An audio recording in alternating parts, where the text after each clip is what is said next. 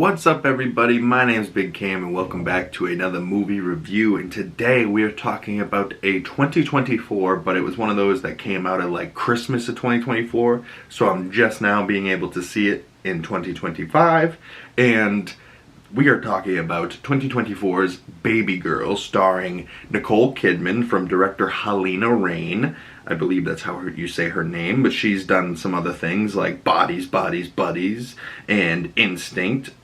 I saw Bodies, Bodies, Bodies, and I actually prefer that to this. You know, that was much more probably my age demographic. You know, there's kids my age and they're all stuck in a house and there's like a storm and then murders start commencing and it's, you know, bodies, bodies, bodies starts piling up, but it's like campy and has like that teenage mid-20s angst, you know what I mean? Like much more my era. This, on the other hand, is if you are a freak. Are you somebody that has a Nicole Kidman fetish? Are you somebody that has a dom submission fetish? This might be for you. All I know is the whole movie I was like, damn, Harrison Dickinson, who had just been in Iron Claw and Triangles of Sadness. It says he's also been in See How They Run, Maleficent, Babygirl with Nicole Kidman, and The King's Man, one of the Kingsman movies. But other than Nicole Kidman and Harris Dickinson here, we have Antonio Banderas playing Nicole Kidman's actual husband, Jacob. And you have Esther Rose McGregor, who is Ewan McGregor's daughter, playing Nicole Kidman's daughter in this film. And then Vaughn Riley is her other daughter. And there's not too many other people besides them in this film. But I don't know, I like a rom-com. This was much more like sexy-com, you know, not necessarily so comedy-esque. You know, there's some comedy moments that are funny, but it's more serious than comedy, I would say. It's more like a romantic drama type of thing. But you can definitely tell why Nicole Kidman wanted to do this movie. She wanted to be the baby girl. She wanted to be the good girl. And by the end of the movie, did they imply that he was just treating her like the dog? I don't know. Not up to me, you know, they're the filmmakers, this is their vision, but overall, I'd say it's about middle of the road for me, about a 3 out of 5 stars, about a 6 out of 10. It was good, it was horny, it was freaky. I'm a freak, so that works for me. But, you know, I would say this was much more geared toward the single mother audience, or even the married woman audience. Maybe she's been married for 20 years and she doesn't necessarily not love her husband, which was a big point in this movie. Like, she does love him, but, you know, she's just trying to have some fun. And sure, like, that is a very natural human desire, but when you're married and happily married with family and kids, like, why not talk to your husband about your weird fantasy desires instead of going and cheating on him with a younger man? Like, could have cost you your marriage there, but, you know, it is what it is.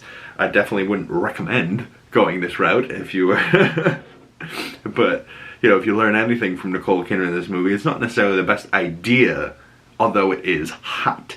So, you know, comment below your thoughts on this movie. It is now streaming on Max. This is a nice quick little movie review coming out probably on Tuesday, and stay tuned for Monday's Comically Boston Weekly Nerdy News that will be coming out Monday morning, 9 a.m. And then later Monday afternoon, we will be having the Comically Boston Breakdown episode for The Last of Us Season 2, Episode 3.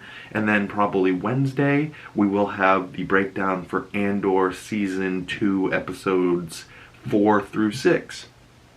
Because those are coming out in bundles. But this, now on Max, Nicole Kidman. Should I see Iron Claw? Is Harrison Dickinson really good in that?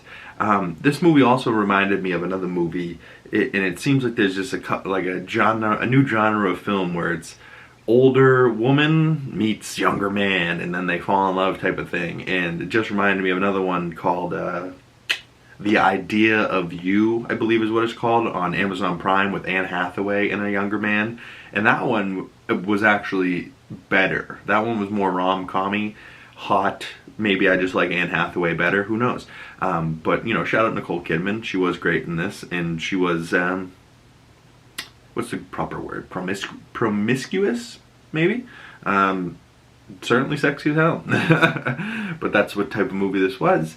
And if you stop by, please drop some movie recommendations down in the comment section below for me. If I should see Iron Claw, if there's any other Harrison Dickinson movies I should see, if there's any Nicole Kidman movies I should see, or just movies in general that you're like, hey, check this out. This is a really good film. I am looking for stuff that's a little bit more known. I'm not looking for obscure stuff, you know. I'm looking for stuff that, you know, I might not have seen, but people have heard of, you know, those type of things.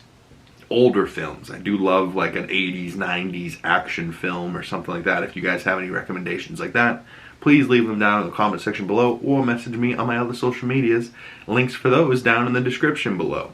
But if you've made it this far and you'd like to support me and the channel, the best way to do that is by liking this video, commenting below, hitting that bell so you don't miss future videos and you get the notifications when they come out, and subscribing if you haven't already. Thank you guys so much. My name is Big Cam, and I will see you beautiful people in the next one. Peace.